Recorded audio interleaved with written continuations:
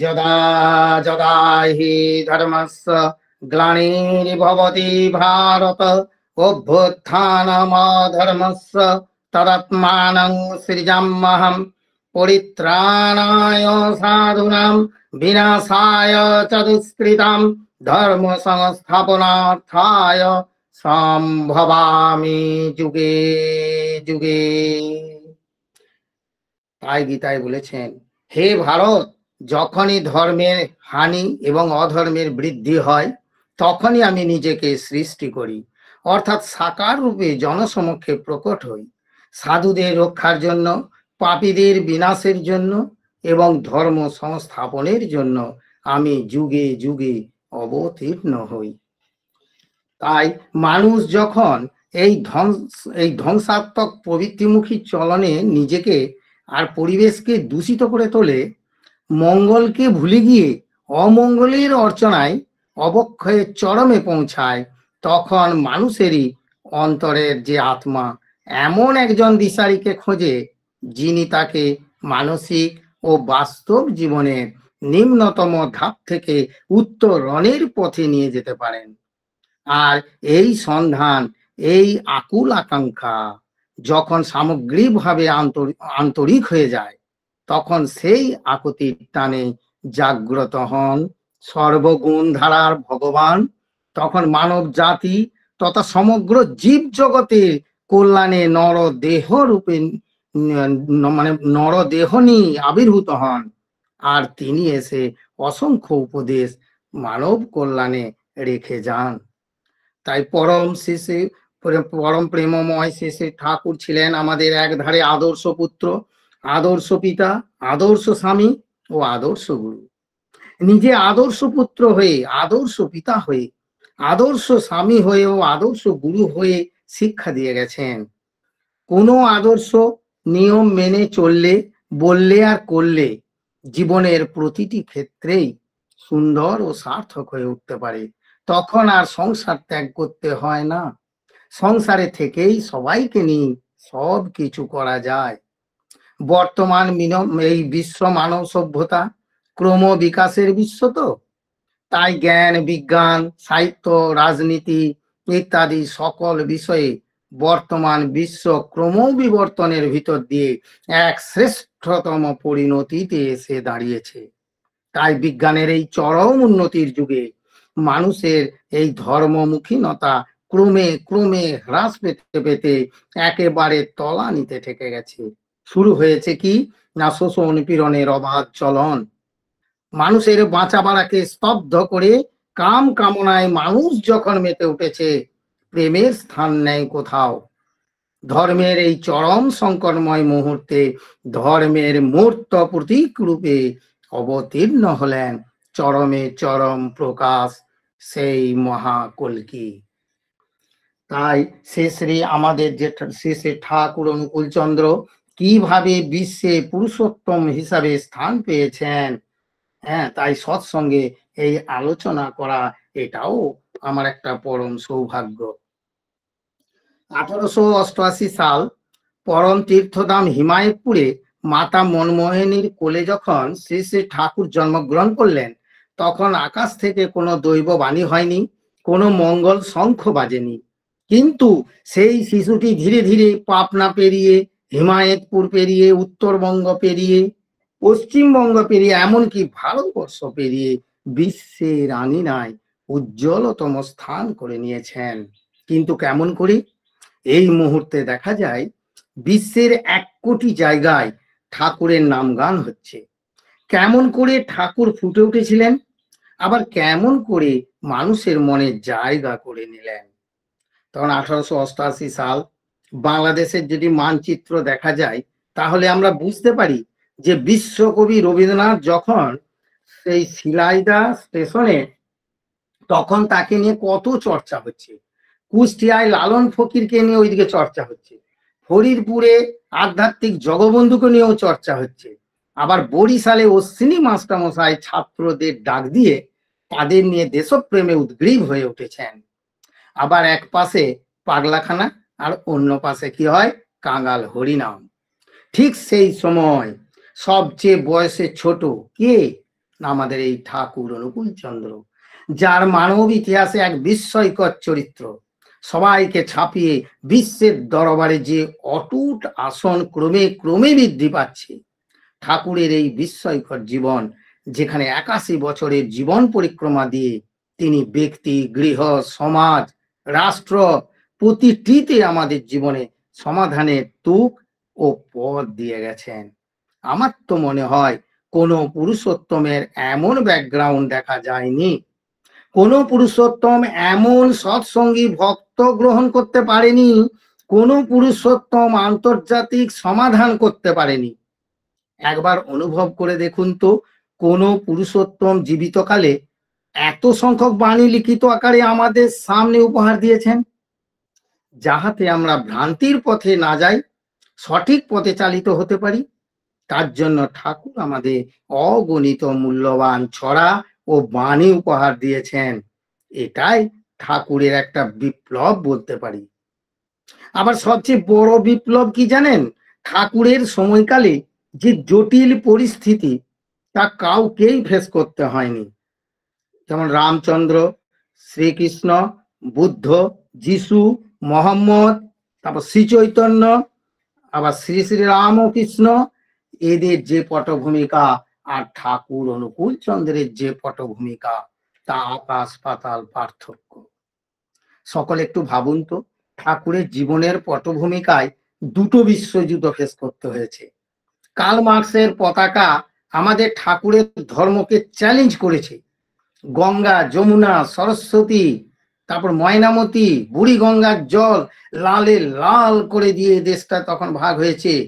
আবার রিফিউজি সমস্যা এই জটিল পরিস্থিতির মধ্যেও ঠাকুর ফেস করেছেন।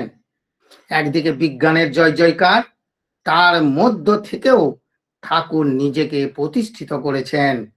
তাই তো ঠাকুরের চরণে বারবার প্রণাম নিবেদন করতে ইচ্ছা হয়।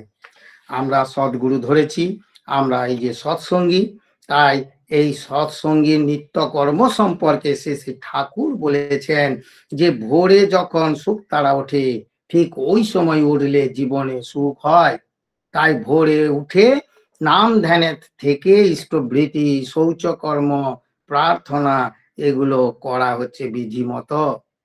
তারপর গুরু প্রণাম, শ্রী শ্রী বড়মা, বরদা প্রণাম, পরে গুরুজনদের প্রণাম, তারপর থানকুনি পাতাও 1 গ্লাস জল পান করা, তারপর যাজন মুখর হয়ে সারাদিন কর্মের মধ্যে থাকা দরকার। তাই আমাদের শেষে ঠাকুর বলেছেন, যজন যাজন ইষ্টভৃতি করলে কাটে মহাভীতি। তাই এখানে যজন হলো জপ, তপ, ধ্যান, তারপর সদাচার পালন, অভ্যাস নিয়ন্ত্রণ, ব্রত ও অধ্যয়ন, এগুলোই তো যজনের সংকেত। অর্থাৎ এক কথায় ইষ্ট প্রাণতার সাথে সাথে কায় মনোবাক্যে বাঁচা বাড়ার নীতিগুলো যদি যথাযথভাবে পালন করে নিজের উন্নত চলনে নিয়ন্ত্রিত করাটাই হলো যজন।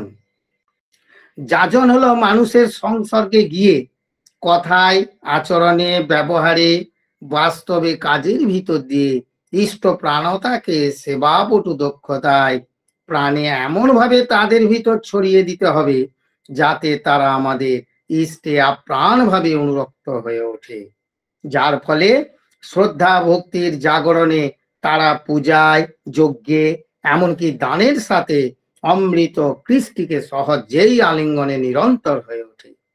তাই আমরা বলতে পারি যে যাজন হলো দায়িত্বপূর্ণ প্রীতি ও সেবার সাহায্যে মানুষের আত্মাকে ভগবত অর্থে অপহরণ করা।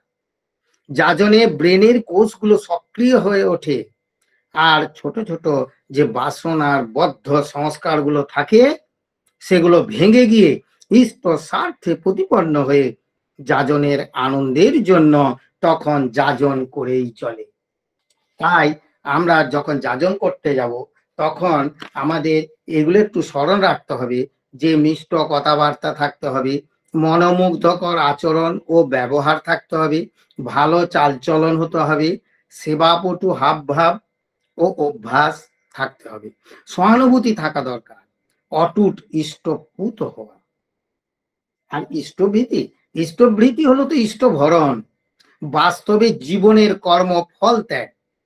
খুব ভোরে সব কাজের আগে ইষ্টভরণ, মন ও শরীর তপস্যার ও ভক্তির কাজের বাস্তব একটা সংক্ষিপ্ত রূপ। ইষ্ট মানে মঙ্গল, আর ভৃতি মানে ভরণ, অর্থাৎ গুরু ভরণ বা মঙ্গলের পূজা। আমরা তো সদ্গুরু ধরে দীক্ষা নিয়েছি, তা অনেকেই ভাবেন যে দীক্ষা নিয়ে নাম ধ্যান আর ইষ্টভৃতি করলেই হবে, কিন্তু এটা ভুল ধারণা। কারণ দীক্ষা হলো দক্ষতা অর্জনের পথ। দীক্ষা মানে উপদেশ, যা এমন জ্ঞান দান করে যাতে নাকি মানুষকে পাপ থেকে মুক্ত করে আর জীবন বৃদ্ধিতে এগিয়ে নিয়ে যায়। তাই দীক্ষা এমনই, যা গুরুর বাক্য, জপ, ধ্যান, সদাচার পালন, ব্রত আর অধ্যয়ন, এইগুলি অনুসরণ ও অনুশীলন করে চলা। তাই তো শ্রী শ্রী ঠাকুর আমাদের বলেছেন, সত্যিকারের আদর্শ যিনি সদ্গুরু ও তিনি, বেফাঁস লোকে বিভেদ দেখে বাস্তবে না চিনি। অর্থাৎ মাটি এক হলেও বীজ আলাদা, তাই এক মাটিতে হলেও গাছের চেহারা আলাদা হয়, ফলও আলাদা হয়। যদিও মাটির প্রকৃতি অনুযায়ী গাছের উৎকর্ষ বা অপকর্ষ হতে পারে, মানুষগুলি ওই রকম। একই পরিবেশে বহু মানুষকে জন্মাতে ও বাস করতে দেখা যায়, কিন্তু বীজ অনুযায়ী আকৃতি ও প্রকৃতির পার্থক্য হয়। আবার তারা যে বীজবাহী হয়, সেই বীজও তারা যে বীজ হইতে উদ্গত হয়েছে তারই অনুরূপ। তাই পুরুষ পরম্পরায় এমন করেই চলে। তাই বর্ণধারা ও বংশধারা না মেনে উপায় নাই। কৃষ্টির মূল কথাই হলো বৈচিত্র্য ও বৈশিষ্ট্যের স্বীকৃতি আর সামঞ্জস্য বিধান। পুরুষোত্তম হলেন সব বৈচিত্র্য আর সব বৈশিষ্ট্যের সার্থক সঙ্গম তীর্থ। ওই কেন্দ্র পুরুষকে বাদ দিয়ে ঐক্য বিধানের প্রচেষ্টা হয়, সেখানে দেখা যাবে হয় মানুষ বৈশিষ্ট্যগুলিকে কেটে ছেটে একাকার করতে চেষ্টা করছে, নয়তো বৈশিষ্ট্য সংরক্ষণের নামে পরস্পর বিভেদ ও বিচ্ছেদকে বাড়িয়ে তুলে হিংসা দ্বন্দ্বে জড়িয়ে পড়ছে। আমাদের হাতের মধ্যেই সব আছে, আর আমাদের ভাবনাই বাকি। পরম পিতার নাম পেয়েছি আমরা, তাই আমরা এই সদ্গুরু ধরেছি। আবার বর্তমান আচার্যদেব বলছেন যে আমাদের কাজই হলো ঠাকুরকে ভালোবাসায় পাগল করে তোলা আর নিজেও পাগল হওয়া। আর কিছু এই জগতের জন্য করণীয় আছে কিনা সেটা আমার জানা নেই। আমার শরীরটা ঠাকুরের মন্দির হয়ে উঠেছে কিনা, আমার মনটা ঠাকুরের মন্দিরে রূপান্তরিত হয়েছে কিনা, আমার জীবনটা ঠাকুরের লীলা ক্ষেত্র হয়েছে কিনা, এগুলোই তো আমাদের দেখার, আর কিচ্ছু না। এই ভালোবাসাটুকু ছাড়া আমাদের আর কোনো কর্মই নাই। তাই শেষে ঠাকুর বলেছেন, কাজের সময় ডিপ্রেশন যেন না আসে। কিছুতেই ডিপ্রেসড হবি না। মহারথী আসুক না কেন, মনটা যেন চমকে না যায়। অন্তরে তো মহাশক্তি আছে, বুকটা যেন কেঁপে না ওঠে। ভালোবাসাটা যেন ঠিক থাকে, রেগে উঠতে নাই, মুখটায় যেন হাসি থাকে। প্রাণটা রাখতে হয় নীল আকাশের মতো। তাই শ্রী শ্রী ঠাকুরের প্রত্যাশাই হলো, মানুষগুলিকে বাঁচাও, প্রাণ ভরে তাদের প্রাণ হয়ে ওঠো তোমরা। মানুষকে দীক্ষিত করে তোলা, তাদের পিছনে খবরদারি করো, তাদের যোগ্যতা বাড়াও, অর্থাৎ রাজা স্রষ্টা হয়ে ওঠো তোমরা। নিজে রাজা না হয়ে রাজা করে তোলো সকলকে। একটা মানুষও যেন যোগ্যতায় খাটো না থাকে, প্রত্যেকেই যেন তার প্রবণতা অনুযায়ী সমর্থ হয়ে ওঠে। কেউ যদি অভাব, অভিযোগ বা দুঃখের মধ্যে থাকে, তখন সেটা আমাদের পক্ষে কলঙ্কের। কেউ যেন দুঃখে না থাকে। প্রতিটি পরিবার যেন সুকেন্দ্রিক আর সুসংহত হয়ে উঠতে পারে। স্বামী, স্ত্রী, পুত্র, কন্যা, ভাই, বোন, কে সবাই এমন ভাবে চলবে, কে কার প্রতি কেমন ব্যবহার করবে সে বিষয়ে সকলকে সুশিক্ষিত করে তুলতে হবে। তাই শ্রী শ্রী ঠাকুর আবার বলেছেন যে যার প্রিয় পরম নেই তার কিছুই নেই, প্রেমও নেই। সে প্রবৃত্তিমুখী কাজের মধ্যে বিক্ষিপ্ত হয়ে থাকে, সে নিজেকে কখনো নিয়ন্ত্রিত করতে পারে না। আর ঈশ্বর ভাবনায় কি হয়, অলস উপাসক হয়ে এক লক্ষ্যহীন ভবঘুরের মতো সব সময় থাকে। তাই আমাদের প্রিয় পরমের সাথে থাকা, তারই জন্য সবকিছু সংগ্রহ করে চলা, আর অন্তরের সবটুকু অনুরাগ দিয়ে সেবা করা, এগুলোই আমাদের প্রধান কর্তব্য। ঠাকুরের জননী মাতা মনমোহিনী দেবীও তার পুত্রের মূর্তি শিষ্যরা সদ্গুরু জ্ঞানে ধ্যান করে। এই ব্যাপারটা ঠিক মেনে নিতে পারেননি। সতীশচন্দ্রকে একদিন বললেন, আচ্ছা তোরা ওর মূর্তি ধ্যান করিস কেন? তখন সতীশচন্দ্র উত্তর দিয়েছিলেন যে শ্রীকৃষ্ণ বা অন্য কোনো সদ্গুরুর মূর্তি ধ্যান করতে গেলেই যে দেখছি আপনার ছেলের মূর্তি ধ্যানে উপস্থিত হন, তাহলে কি করব? তখন মাতা মনমোহিনী দেবী কিছুটা অনিচ্ছার সঙ্গে বলেন, তা সত্যি যদি হয় তবে তাই কর। তাই একদিন কৃষ্ণদাও শ্রী শ্রী ঠাকুরকে বলেন যে জন্মগত সম্পদ না থাকলে সহজ করে করাটা যে মানুষের মধ্যে আসে না। তখন শ্রী শ্রী ঠাকুর বলেছিলেন, যার সম্পদ যাই থাক এই তপস্যার আগুনের মধ্যে ফেলে দেন, এক একজন এক একখানা চকচকে ইস্পাত হয়ে বার হয়ে আসবে। আশ্রম মানে আমি বুঝি যা হলো মানুষ তৈরির কামারশালা। তাই বর্তমান আচার্যদেব বলেছেন যে অশিক্ষিতকে শিক্ষিত করে তোলা সহজ হয়, কিন্তু কুশিক্ষিতকে শিক্ষিত করা কখনোই সম্ভব নয়। তাই সময় অল্প আছে, আর একটু বলে আমি ডিপওয়ার্ক সম্পর্কে একটু বলে শেষ করব। ঠাকুরের তো প্রসঙ্গ অগাধ সমুদ্র। তাই এই অল্প সময়ের মধ্যে যেটুকু ঠাকুর বলাচ্ছেন সেটুকুই বলছি। শ্রী শ্রী ঠাকুর বাণীতে বলেছেন যে জীবন বৃদ্ধি সদালাপন স্থানুক টানে করলে যাজন ক্ষিপ্র পায়ে দীপ্তি দেয় প্রাণে। তার মানে ডিপি ওয়ার্ক অর্থাৎ দীক্ষাপত্রের কাজে গিয়ে নিষ্ক্রিয় দীক্ষিত যারা আছেন তাদের চলমান সক্রিয় বৃত্তির মধ্য দিয়ে ঢুকতে হয়, তাহলে তারা তখন কি হবে, ইন্টারেস্টেড হয়ে উঠবে।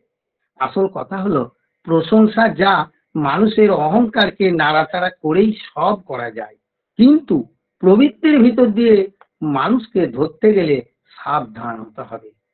সে যেন ডিপি ওয়ার্ক কর্মীকে হজম করে না ফেলে, সেই জন্য যাজকদের নিষ্ঠা খুব পাকা হওয়া দরকার।